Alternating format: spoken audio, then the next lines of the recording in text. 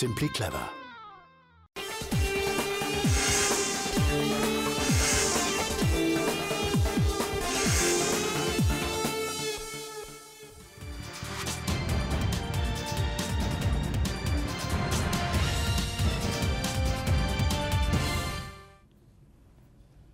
Tray equipment finance సమర్పిస్తున్న business breakfast షోకి తిరిగి స్వాగతం.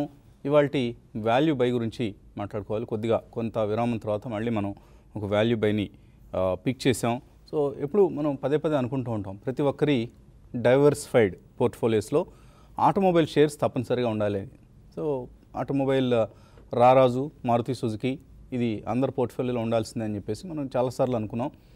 కనీసం కొన్ని షేర్లైనా మారుతి సుజుకి షేర్లని మన పోర్ట్ఫోలియోస్లో యాడ్ చేసుకోవాలని. సో అలాగే కోర్స్ మరీ పెద్ద షేర్ అయిపోయింది, బాగా ప్రీమియం ఎక్కువైపోయింది.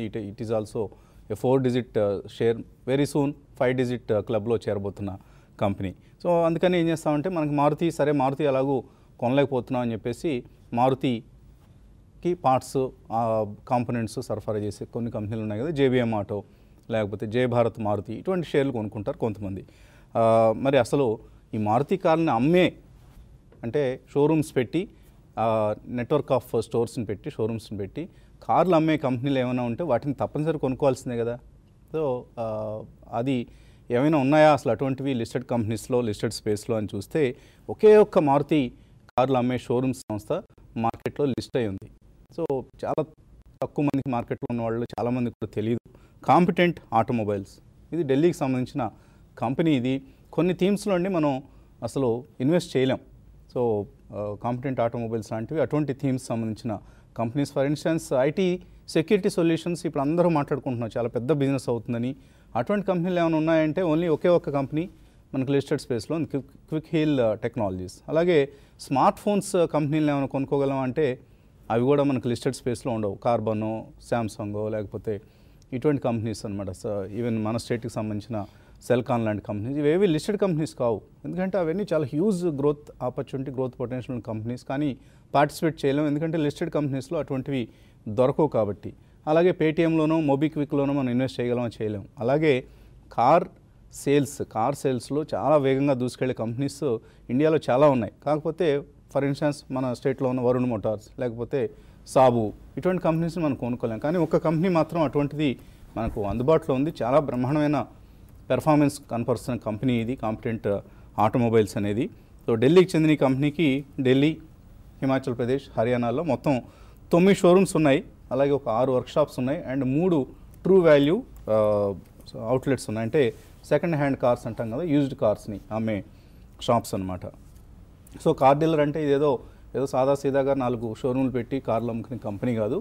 It's a leading automobile dealer for Maruti cars in the country, competent auto. So they are number 1 in terms of sales for Maruti. Last almost 22 years లో వాళ్ళు 2,50,000 కార్లు మారుతి కార్లు ఇప్పటిదాకా అమ్మారు. లాస్ట్ ఇయరే 25,000 కార్స్ వాళ్ళు అమ్మడం జరిగింది. సో రెవెన్యూస్ చూస్తే మనకు last year 1,243 crores turnover కంపెనీది. దాని మీద ఆఫ్ కోర్స్ వీళ్ళకి ఎక్కువ మార్జిన్ కార్ సేల్స్లో, కొత్త కార్ల అమ్మకాల్లో రాదండి. వచ్చేదంతా కూడా ట్రూ వాల్యూ ద్వారా అమ్మే సెకండ్ హ్యాండ్ కార్స్లో, అలాగే సర్వీస్ ఆపరేషన్స్, కార్ వర్క్షాప్స్ అంటాం కదా, వాటిల్లో హైయెస్ట్ మార్జిన్ ఉంటుంది. అలాగే ఇన్సూరెన్స్ ద్వారా కొంత ఆదాయం వస్తూ ఉంటుంది. సో అది ఆల్మోస్ట్ 110 crores ఉంది లాస్ట్ ఇయర్. అదంతా కూడా ఆల్మోస్ట్ ఒక 60-70% మార్జిన్ ఉండే బిజినెస్ అనమాట.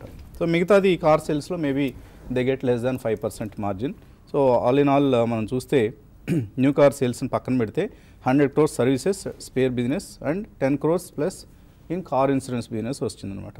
So cash rich company, almost ఒక 26 crores క్యాష్ ఉంది బుక్స్లో, బ్యాంక్స్లో ఫిక్స్డ్ డిపాజిట్స్ రూపంలో. అంటే షేర్కి 40 రూపాయలు మనకు క్యాష్ ఉందన్నమాట. సో దాన్ని తీసేస్తే stock is available at current market price 190 రూపాయలు అవుతుంది. And 34 crores Raj Chopra and company అనే ఒక వాళ్ళ సబ్సిడరీ కంపెనీలు ఇన్వెస్ట్ చేస్తున్నాయి. వాల్యుయేషన్స్ పరంగా చూస్తే last year net profit was around 14.8 crores ఇందాక అనుకున్నట్లుగా. ఈ year 17.8 crores net profit expectation ఉంది మార్కెట్లో. అలాగే వచ్చే ఏడాది 21.3 crores. చిన్న ఈక్విటీ 6.5 crores ఈక్విటీ. ఇందులో మోర్ దాన్ 60% ప్రమోటర్స్ దగ్గర ఉన్నాయి. ఒక 10 లక్షల షేర్లు ఎన్నో ఇన్స్టిట్యూషనల్ ఇన్వెస్టర్స్ దగ్గర ఉన్నాయి. బయట ఉన్నవి చాలా తక్కువ షేర్లు. So that is one concern for share holders. ఎందుకంటే బయట మనం వాల్యూమ్స్ జరగవు, రోజుకి ఒక 10,000 20,000 షేర్లు మాత్రమే జరుగుతాయి. బట్ వెరీ గుడ్ కంపెనీ, ఒక చక్కటి వాల్యూ ఉన్న కంపెనీ. మేబీ ఇంతకుముందు ఒక కంపెనీ ఉండేది సాయి సర్వీసెస్ అని చెప్పేసి, అది కూడా సేమ్ సిమిలర్ కంపెనీ. బట్ ఆ కంపెనీ కొద్ది రోజుల పెర్ఫార్మెన్స్, కొద్ది రోజుల మార్కెట్లో ఒక ఊపు ఊపింది ఆ రోజుల్లో. ఆ తర్వాత కంపెనీని డీలిస్ట్ చేశారు వాళ్ళు ప్రమోటర్స్. ఇక ఈ లిస్టింగ్ ఈ బెడదంతా ఎందుకు, మనకి చక్కగా లెటర్స్ ఎంజాయ్ ది ప్రాఫిట్స్, మనం ఎంజాయ్ చేద్దామని అనుకుని ఉండొచ్చు. Or whatever be the reason, ఒక చాలా డీసెంట్ ప్రీమియంతో షేర్లు బైబ్యాక్ చేసేసి కొనేసారనమాట మార్కెట్ నుంచి. సో అటువంటి కంపెనీ ఇది కూడా కాంపిటెంట్. అంటే డీలిస్ట్ అవుతుంది అని మనం చెప్పలేం కానీ, but whatever it is, the company's performance so far is very good. And రాబోయే రోజుల్లో మరింత గ్రోత్ ప్రాస్పెక్ట్స్ ఉన్న కంపెనీ కాబట్టి తప్పకుండా కాంపిటెంట్ ఆటోమొబైల్స్ షేర్స్ని ఎక్కువ దొరకవు.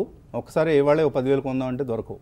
ఏదన్నా ఒక 500-1000 షేర్లు అయితే కొనుక్కోవడానికి దొరుకుతూ ఉంటాయి. ఎవరన్నా డిక్లైన్స్లో అక్యుములేట్ చేసుకోదగిన షేర్ కూడా ఇది. సో ఇవాల్టి వాల్యూ బై ఇది.